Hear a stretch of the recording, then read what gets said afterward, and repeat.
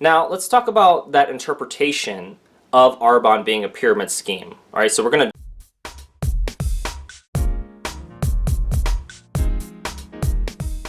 Hey, it's Lance McGowan here, and today I'm going to cover the Arbonne pyramid scheme and how this lawsuit right here that I'm going to read revealed the truth. Alright, so the purpose of this video is just to cover things from another perspective so we can provide the other side, right, and look at the pros and cons of each argument so we can come to accurate conclusions about this company. And I've met with a number of different Arbonne distributors at networking events. They've DM'd me on my social media platforms, and so, you know, this has some relevance to me, but I wanted to cover this so we can all extract some best practices or maybe mistakes to avoid and overall just learnings in general. And if you didn't already know, Arbonne was founded in 1975 by Petter Mørck and chemist Pierre Bottiglieri.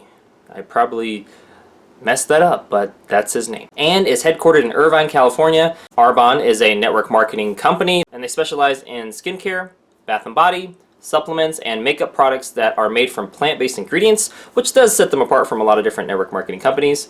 And there are 3 ways to purchase the products, and that includes retail, wholesale as a preferred client, or wholesale as an independent consultant, which is very similar to the company I'm a part of. Let's provide now the anti-MLM perspective, which is different than a lot of videos you may see out there because they just won't announce their perspective and then they'll just bash or praise a particular company. But let's just talk about the anti-MLM perspective, and then I'll provide the pro MLM one. Alright, so here we go. That's an effort to try to be more objective. So in May 2017, Cynthia and Michael Dagnall raised a lawsuit against Arbonne in the Orange County Superior Court. They alleged that the company was an illegal pyramid scheme.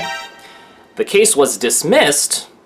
I'm going to say that again. The case was dismissed in March 2018 because the parties reached a settlement agreement. Interesting. I am curious on how much that settlement amount was, but it took, almost about a year for them to reach that, so quite interesting. Now I'm going to cover the top 5 anti-MLM arguments that are constantly brought up on my YouTube channel and what I see on other videos as well. It's a pyramid scheme or MLM scam, that's one. It's a cult. There are overhyped or overpriced product claims. 1% of distributors make money, and then 99% of distributors lose money. Alright, so these are valid arguments, but it's also important to not overgeneralize.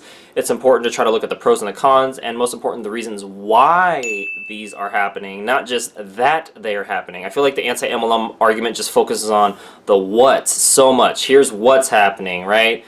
But they don't really go into why or how, and that is very important, right? We want to understand the root cause of things, and we may not always have that, because if this is on an individual case-by-case basis, that takes a lot of work unless you do surveys and you try to get the information, which is what income disclosure statements and compensation plans kind of touch on, and that's what anti-MLM folks do touch on a little bit, but it's so important to know beyond that. Right? Why was it? Was it a lack of commitment? Was it a lack of skills? Was it a lack of goals? Lack of effort? Lack of quantity and quality of a network? Lack of lead generation system? What was it?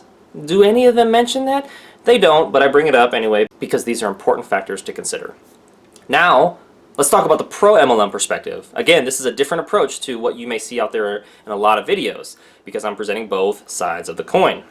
So, on their facts from their website, Arbonne is not a pyramid scheme. So they state that on their website. They say, our company has been built on transparency. We firmly stand against pyramid schemes and scams that intentionally mislead consumers. They go on to say, Arbonne advocates for greater clarity in federal law to help consumers steer clear from pyramid schemes while supporting the transparency and growth of social marketing. Alright, so they acknowledge that social media marketing is important and also working with the law. So to combat the whole top 5 arguments anti-MLMers make, I'm going to go over those. So the first one was, if you remember, pyramid scheme or MLM scam. One reasonable response to that is to review the FTC definition on products versus headcount from Money Info, which I'll have that link in the description below. The second argument was it's a cult, right? That's what the anti-MLMers say. The reasonable response is, what people, products, or company in your own life are you a fan of and invest time and money into? Could somebody negatively categorize your affinity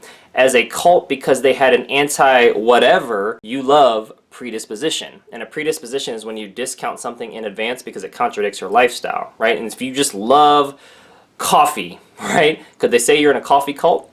From the definition, the basic definition from Merriam-Webster, yes, you could be considered that, right? Cult has a negative connotation, and you could also say, well, maybe you're a fan of it, which is more of a positive connotation. So it is also what context and what connotations are associated with words, and what your predisposition is. Are you anti something or are you pro something?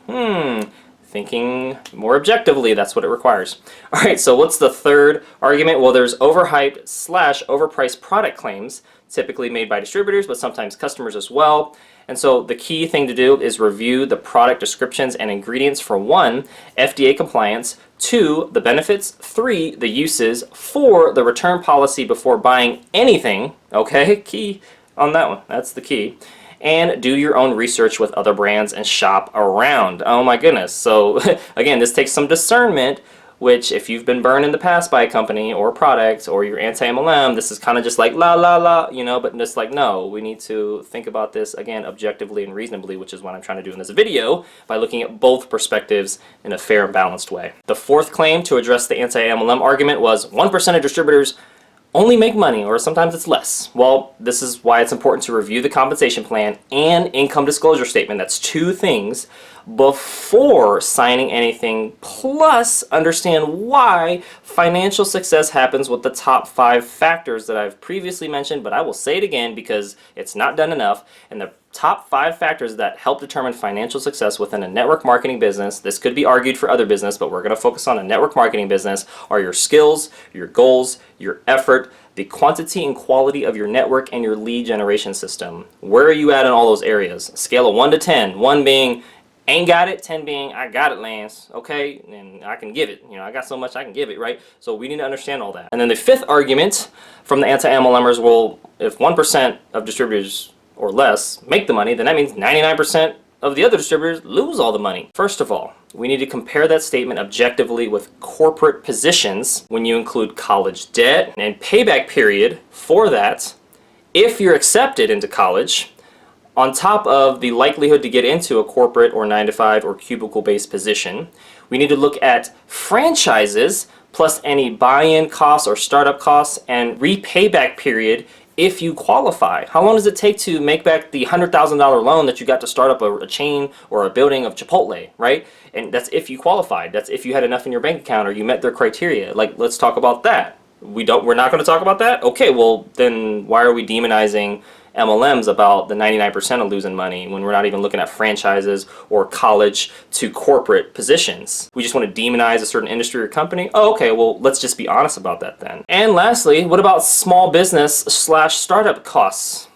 That includes startup costs including angel investors or venture capitalists funding, plus repayback period if you raise enough money or don't run out of it. It's called undercapitalization. A lot of businesses go out of business because they run out of money. They don't have enough customers to outpace all their bills and debts. What are the conclusions, you may be asking, right? Because you're like, all right, thank you, Lance, for providing both sides in a more objective way by looking at each point and providing a reasonable response. Thank you. That's what most people don't do, but appreciate you doing it. What are the conclusions? Well, Arbonne is not a pyramid scheme or MLM scam according to the FTC definition, and you got to look at the lawsuit outcome.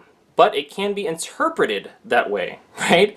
Again, it comes down to that predisposition. If you have in your mind what should be, and then you find things that try to affirm that, that's not what we should do. We should look at things that affirm and deny it and make sure those are fact-based, balanced, and fair, and that those sources are reputable. Now, let's talk about that interpretation of Arbonne being a pyramid scheme. All right, so we're going to dive down a little bit deeper, or you may call it an MLM scam. And this is typically due to a number of reasons, which I'm going to cover. One is that you had a bad experience with the products or the person or the team that enrolled you. That's very common. Number 2 is you had unrealistic expectations about the time and money involved to grow a business. Number 3, if you lack discernment to choose the right person, products, or company to start with, that's a big one. And then number 4 is if you have an anti-MLM predisposition, which I talked about that definition. You can also Google that term. And you discount the opposing perspectives in advance, basically is what it is. So if you had any one or more of those, then that's going to be very easy for you to interpret Arbonne as a pyramid scheme or MLM scam, or any network marketing company as a pyramid scheme or MLM scam without doing the reflection and introspection for yourself, but also the research for the person, team, product, and company, which requires a lot of work that most, if not all people, don't want to do, because it also needs to look at, corporate positions that had a college degree, franchises, and small businesses, because that's looking at the whole bigger picture in multiple industries. Again, that requires more work that most people don't even want to do, so I'm just probably either preaching to the choir if you're on board, or I'm falling on deaf ears because you're unreasonable. But either way, it's the truth, and that is the way that we need to approach things to make sure we can come to what? An accurate conclusion. Well, that concludes today's video. Thank you so much for watching. Make sure to hit the like button if you did, share this video with somebody that would benefit from it, and most importantly, check out the links in the description below so you can continue to get your learn on, and I will see you in the next video.